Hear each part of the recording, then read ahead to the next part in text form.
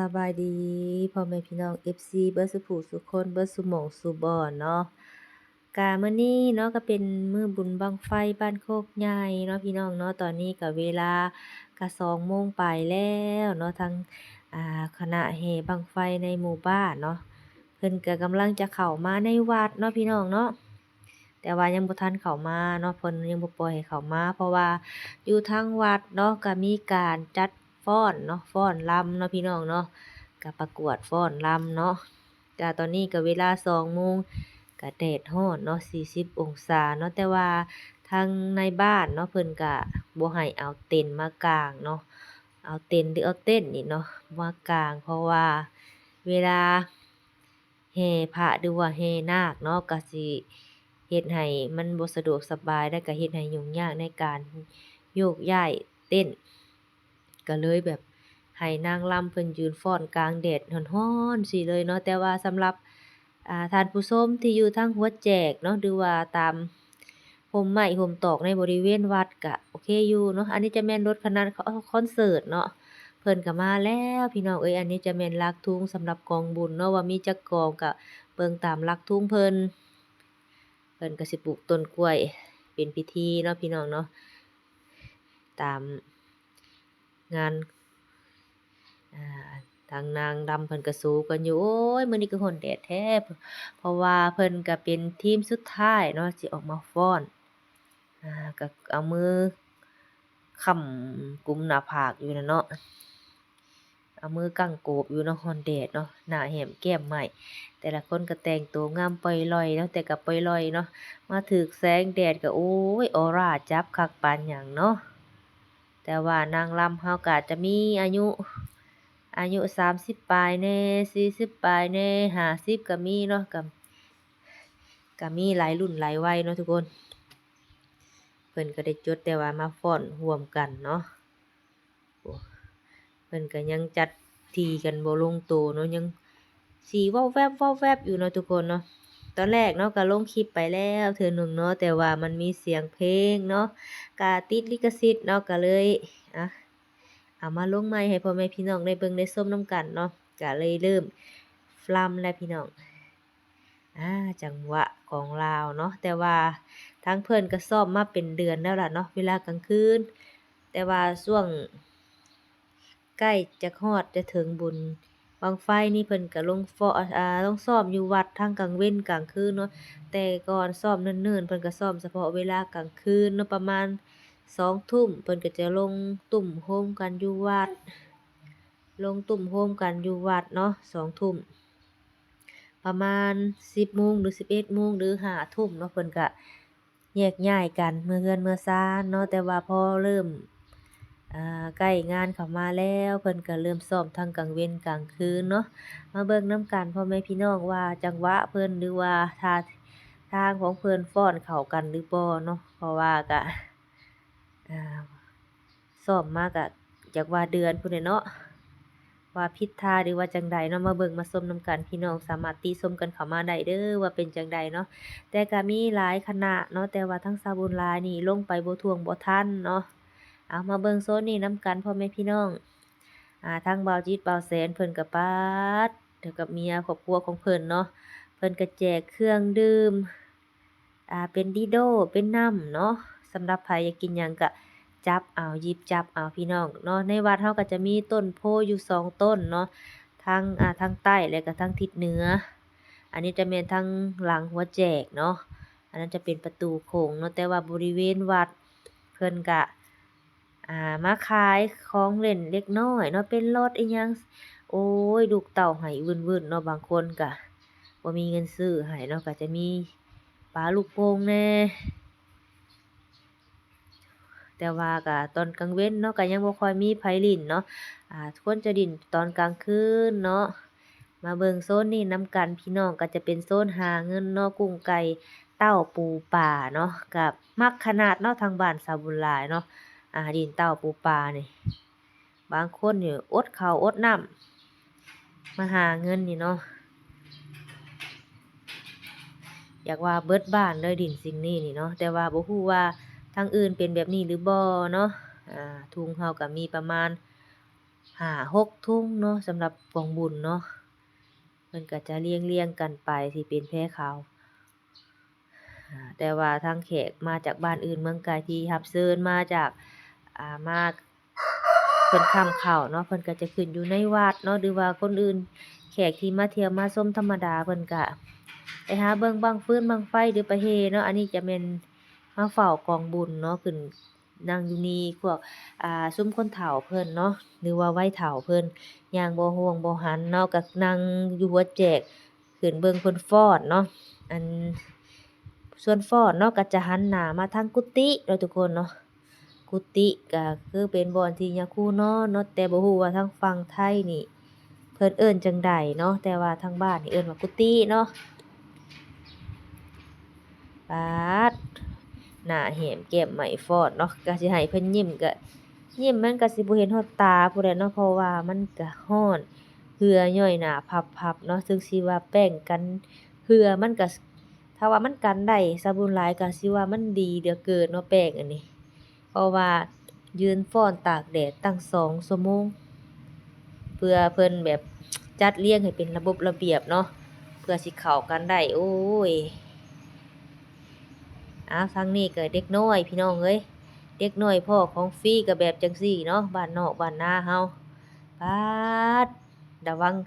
ฝากระถังสิวัดหัวละบัดนี้ญาติน้ำกันพี่น้องฮึบพู้นนะผู้ใดได้เข้าแล้วก็บ่ยอมออกเข้าแล้วก็ออกยากวงการนี้ญาติน้ำดีโดกันเนาะดีโดหรือว่าน้ำดื่มนะแต่ว่าส่วนหลายเพิ่นบ่เอาดอกน้ำเปล่าเนาะเพิ่นสิเอาน้ำแบบดีโดน้ำส้มน้ำหวานป๊าดหม้อน้อยนี่ได้4-5อันใส่ปากคาบโอ้ทั้งผู้สาวซ้ำน้อยซ้ำใหญ่ถ้าเวลามีงานบุญบั้งไฟนี่ก็ม่วนซื่นอีกแบบเนาะแต่ก็มันจะมีเสียงตุ้มเสียงกลองยาวแต่ว่ามันก็เป็นจังหวะโจ๊ะๆอะเนาะเวลาเพิ่นตีกลองตุ้มมันก็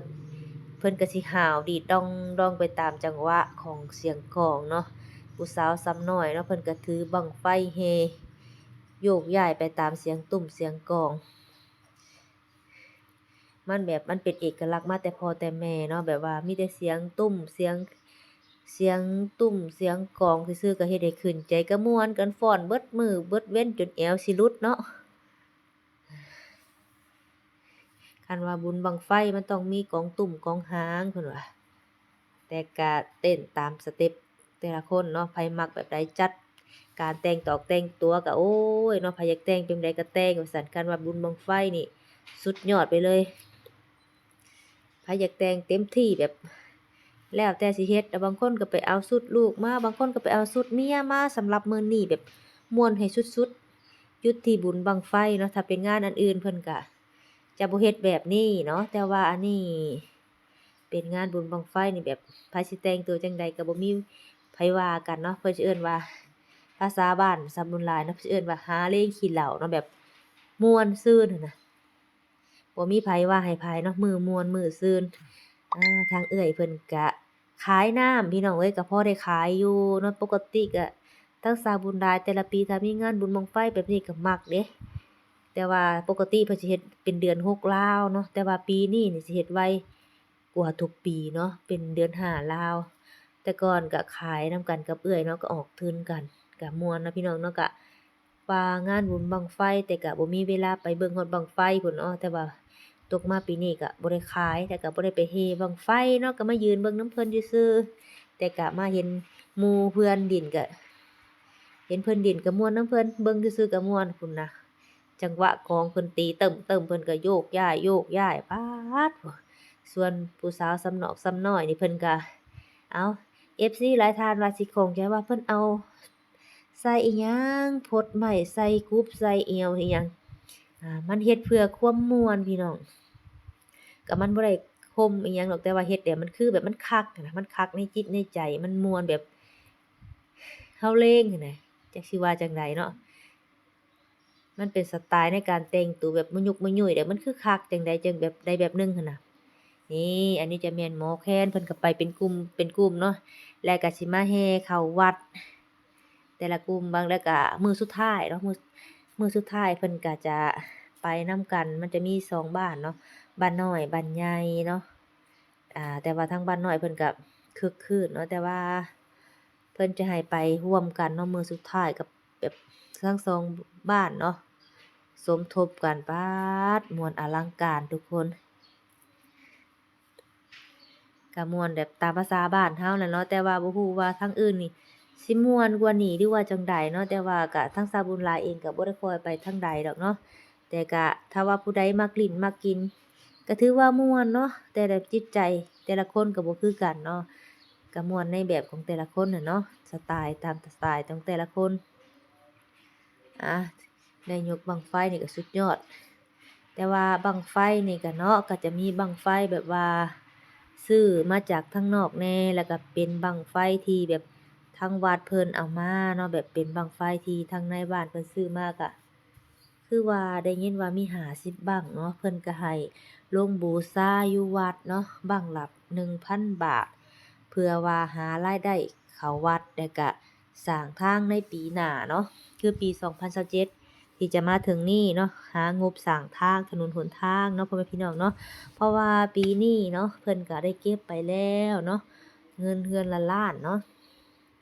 ล้านหนึ่งก็ประมาณ2,000เนาะถ้าว่าผู้ใดเพิ่นมีก็โอเคอยู่เนาะแต่ว่าผู้ใดเพิ่นบ่มีก็ขูดหัวเร้าเกาหัวหญ้าใส่เนาะเพราะว่าก็บ่ได้หาเงินหาค่ำบ่ได้หาเงินหาค่ำเนาะเฮ็ดแต่ไร่แต่นาก็ข้าวก็นำ40 50สอบ มันเกือบสิบ่พอกินเนาะบางครอบครัวเพิ่นก็ครอบครัวใหญ่ก็มันแดดเดือเกินเนาะก็จะใส่กรุ๊ปเนาะแต่ว่าถ้าเป็นบดมันก็โอเคอยู่ก็เลยแบบต้องใส่กรุ๊ปปกตินี่บางคนแต่ก่อนสมัยก่อนๆเนาะเพิ่นก็ถือเนาะเวลาเข้าวัดนี่เพิ่นจะถือเนาะแบบ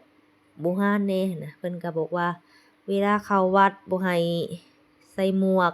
เกิดชาติหน้าแล้วมันบ่ดีบ่งามว่าซั่นแต่ว่าสมัยเดี๋ยวนี้ตามยุคตามสมัยเนาะป๊าดโยะโยะโยะเพิ่นว่าเวลาเพิ่นเบิ้นกลองเนาะเพิ่นก็จะดองดองพู้นผู้กั้งคันจ้องผู้ใส่กุบใส่ผมปลอมอิหยังสารพัดผู้ยกกิ่งไม้มื้อที่เพิ่นแห่เนาะต้นบักยุ่มหน้าเรือนข้อยเนาะทางประตูถูกหักจนเบิดพี่น้องเพิ่นเอาไปเฮ็ดไปฟาดไปอิหยังไปดินพู้นอันนี้จะแม่นแก๊งผู้สาวซ้ำน้อยประมาณม.3 ม.4ไอ้เต้นเสือดำนี่ก็เนาะมาจากบ้านอื่นแหน่แล้วก็บ้านเจ้าของแหน่ผู้บ่าวเพิ่นก็มาหยอกบัดนี้เห็นผู้สาวเต้นได้อยากมาแซวผู้สาวบัดนี้ม่วนนำกันบัดนี้เต้นผู้เดียวแล้วมันบ่คักว่าต้องเต้นหลายๆคนมันจังม่วนแต่ก็ยังอีกโดนเนาะเพื่อสิได้แห่ยังอีกโดนเนาะพ่อแม่พี่น้องเนาะพู้นแหละตอนนี้ก็เวลาก็3 โมงยังบ่ทันสิแห่เนาะน่าจะเพื่อแห่ฮดแห่บวชแล้วน่าสิประมาณ4 โมงเนาะปกติก็ประมาณ3 โมงเพิ่นก็จะแห่แล้วอาบน้ำยาคูแล้วก็ออกไปจุดบั้งไฟเนาะแต่ว่าปีนี้นี่ช้าเนาะปีนี้ช้าแต่ก็แดดพอสมควรป๊าดพี่น้อง